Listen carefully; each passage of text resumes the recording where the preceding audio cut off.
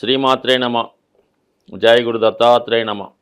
ఈ వీడియోలో మనం తులారాశి వారికి 2025 సంవత్సరం మార్చి నెల ఫలితాలు తెలుసుకునే ప్రయత్నం చేద్దాం. తులారాశి వారికి ఈ మార్చి నెల ఫలితాలు పరిశీలించినప్పుడు వీరిలో ఉన్నటువంటి సామర్థ్యానికి తగు విధమైనటువంటి గుర్తింపు వచ్చే విధంగా ఈ నెల ప్రారంభంలో 15 రోజుల పాటు పంచమ స్థానంలో ఏర్పడినటువంటి శని రవి యొక్క కలయిక.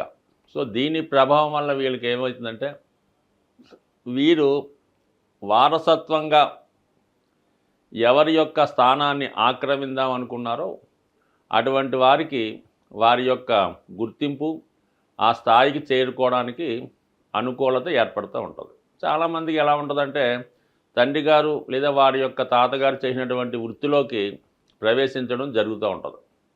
ఈ ప్రవేశించినప్పుడు ఉన్నటువంటి గ్రహస్థితి ఆధారంగా కొంతమంది చాలా వెంబటనే గుర్తింపు రావడం జరుగుతుంటుంది. ఇటువంటి తులారాశిలో సాధారణంగా ఎవరు కూడా ఎక్కువగా ఇటువంటి వారసత్వ వృత్తుల్లో ప్రవేశిస్తుంటారు. అటువంటి వారికి అటు సినిమా రంగమే కాదు, అటు రాజకీయ రంగమే కాదు, ఎటువంటి వృత్తిలో అయినా అది న్యాయవాది కానీ, డాక్టర్లు కానీ, సంఘ సేవకులు కానీ అటువంటి వృత్తుల్లో ప్రవేశించడానికి ఈ నెల ప్రారంభం అన్నది ఈ రాశి వారికి చాలా అనుకూలంగా ఉండడం జరుగుతుంది.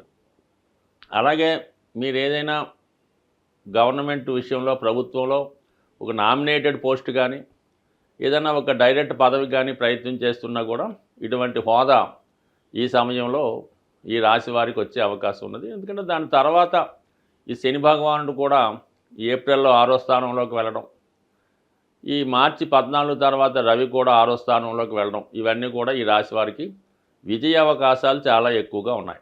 అటు ప్రత్యక్షంగాను పరోక్షంగాను ఏదో ఒక రాజకీయ పదవికి మీకు రావడం జరుగుతుంది. అలాగే సినిమా టీవీ కళారంగంలో ఉన్న వాళ్ళకి కూడా మీ ప్రతిభకు తగిన గుర్తింపు ప్రాధాన్యత రావడం జరుగుతుంది.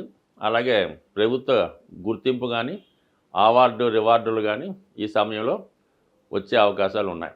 ఇక ఈ రాష్ట్రాధిపతిగా ఉన్నటువంటి శుక్రుడు 6వ స్థానంలో సంచరిస్తూ రాహుగ్రహంతో కలిసి ఉండడం వల్ల మీరు ఏదైనా కొత్త టెక్నాలజీ నేర్చుకోవడానికి కానీ కొత్త వృత్తిలో ప్రవేశించడానికి కానీ ఈ గ్రహస్థితి అనుకూలించే అవకాశాలు ఉన్నాయి. ముఖ్యంగా ఎవరైతే ఈ తులారాశి తులాలగ్నంలో ఉన్నటువంటి విద్యార్థులు ఏదైనా రాబోయే రోజుల్లో మెడికల్ ఎంట్రన్స్లో కానీ ఏదైనా పెద్ద ఐఐటి లాంటి సంస్థల్లో ప్రవేశం కొరకు ఎగ్జామ్స్ రాస్తున్న వారికి ప్రిపేర్ అవుతున్న వారికి ఎక్కువగా ఈ సంవత్సరంలో మీరు చాలా హయ్యెస్ట్ ర్యాంక్ సాధించి మీరు అనుకున్నటువంటి డెస్టినేషన్ చేరుకునే అవకాశం ఉంది.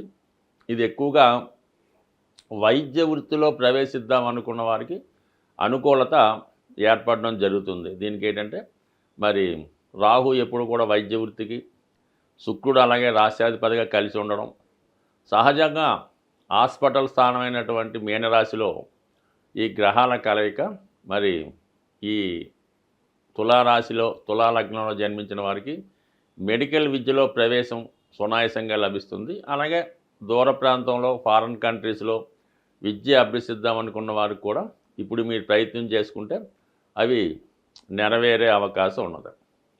ఇక ఈ రాహు శుక్రులు కూడా ఎక్కువగా సినిమా రంగంలో హీరోయిన్స్కి, స్త్రీ పాత్రధారులకి వారి యొక్క ప్రాపర్టీస్ అంటే వాళ్ళ యొక్క స్థిరాస్తులు పెరుగుతాయి, ఆదాయం పెరుగుతుంది, కొత్త అవకాశాలు రావడం జరుగుతుంది. ఇంతవరకు ఓకే, బాగుంది.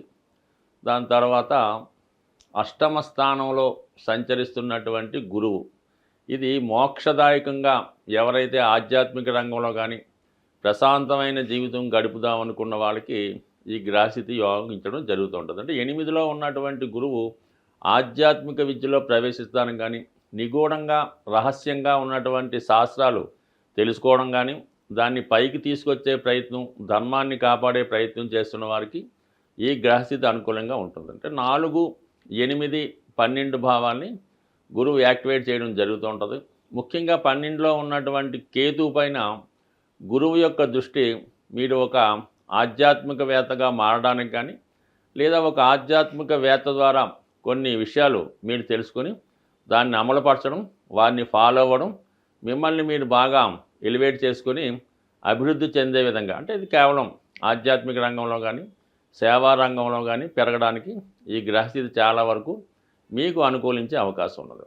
ఇక ముఖ్యంగా మనకి ఈ మార్చి 14 తర్వాత లాభాధిపతిగా ఉన్నటువంటి రవి 6వ స్థానంలో ప్రవేశిస్తూ శుక్ర రాహు బుధ గ్రహాలతో కలిగినప్పుడు ఏమవుతుందంటే మీకు విజయ అవకాశాలు పెరుగుతాయి.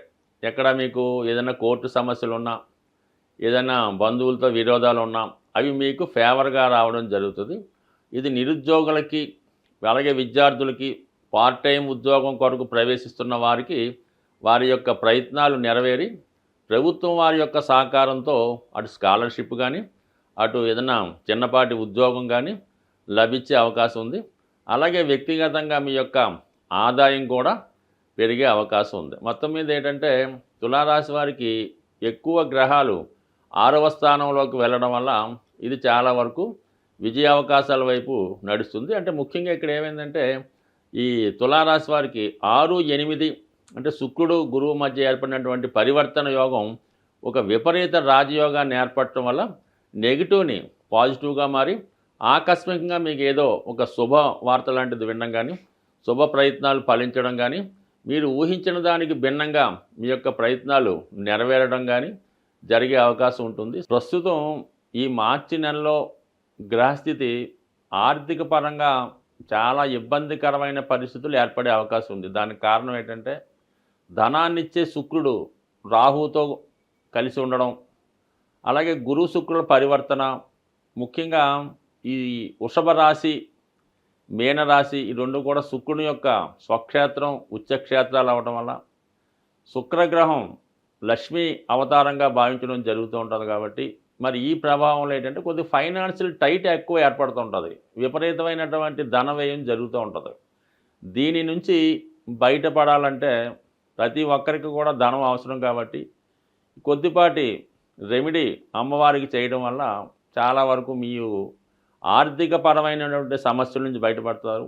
ముఖ్యంగా స్త్రీలకి ఈ సమయంలో ఎక్కువ అనారోగ్య సమస్యలు, నిందలు వచ్చే అవకాశం ఉంది. కాబట్టి వాటి నుంచి బయటపడాలన్నా మీరు ఇంచుమించుగా ఈ నెలలో వచ్చినటువంటి ప్రతి శుక్రవారం కూడా అమ్మవారికి స్వచ్ఛమైనటువంటి ఆవు నెయ్యితో దీపాన్ని వెలిగించడం, అమ్మవారికి నైవేద్యంగా తేనె లేదా దానిమ్మ ఫలాన్ని నైవేద్యంగా పెట్టడం వల్ల మీ యొక్క సమస్యలు చాలా వరకు బయటపడే అవకాశం ఉంది. ఇది అవకాశం లేని వారు ఏం చేస్తారంటే ఏదైనా ఒక అమ్మవారి దేవాలయంలో సుమారుగా ఒక 12 తమలపాకులతో ఎటువంటి మచ్చలు లేకుండా మంచి రెడ్ కలర్లో ఉన్నటువంటి దానిమ్మ ఫలాన్ని ఆ టెంపుల్లో అమ్మవారికి ఇవ్వడం వల్ల చాలా వరకు మీకు ఆర్థిక పరమైనటువంటి సమస్యలు తొలగే అవకాశం ఉంది. ఇంకా అవకాశం ఉన్నవాళ్ళు మీ గృహంలోనే అమ్మవారు లక్ష్మీ అమ్మవారికి ఎరుపు రంగు పూలతో అలంకరించి మరి ఆవు పాలు కొద్దిగా పంచదార వేసి నైవేద్యం పెట్టి, మీకు కుదిరితే లక్ష్మీ స్తోత్రాన్ని కానీ కనకదార స్తోత్రాన్ని కానీ పారాయణ చేసి మీరు పెట్టినటువంటి నైవేద్యాన్ని మీరు మాత్రమే, మీ కుటుంబ సభ్యులు మాత్రమే స్వీకరించడం వల్ల కూడా లక్ష్మీ అమ్మవారి అనుగ్రహం తప్పకుండా మీకు రావడం జరుగుతుంది. ఇంకా ముఖ్యమైన విషయం ఏంటంటే మీరు ఏదైనా ఈ లక్ష్మీ అమ్మవారిని పూజ చేసినప్పుడు లక్ష్మీ స్తోత్రాన్ని కానీ కనకదార స్తోత్రాన్ని కానీ శ్రీ సూక్తాన్ని కానీ పారాయణ చేసినప్పుడు కంపల్సరిగా విష్ణు సహస్రనామాన్ని కూడా మీరు పారాయణ చేయవలసి ఉంటుంది. అంత చేయలేని వారు కనీసం శ్రద్ధగా వినడం వల్ల కూడా మీకు అమ్మవారి అనుగ్రహం తప్పగా లభించే అవకాశం ఉంది. కేవలం మీరు విష్ణుమూర్తిని, వెంకటేశ్వర స్వామి రూపంలో ఉన్నటువంటి విష్ణుమూర్తిని ప్రార్థిస్తేనే లక్ష్మీ అమ్మవారి యొక్క అనుగ్రహం, తద్వారా శుక్రగ్రహ అనుగ్రహం మీకు లభిస్తుంది. కానీ కేవలం లక్ష్మీ అమ్మవారిని ప్రార్థించినంత మాత్రాన మీకు ఎన్ని సంవత్సరాలు ప్రార్థించినా కూడా ఆ ఫలితం వచ్చే అవకాశం లేదు. కాబట్టి మరి సూక్ష్మంలో మోక్షం ఏంటంటే విష్ణు సహస్రనామంతో కలిపి చదవడం వల్ల మీకు సంపూర్ణ ఐశ్వర్యం, దాంతో ఆరోగ్యం కలిగే అవకాశం ఉంటుంది. స్వస్తి.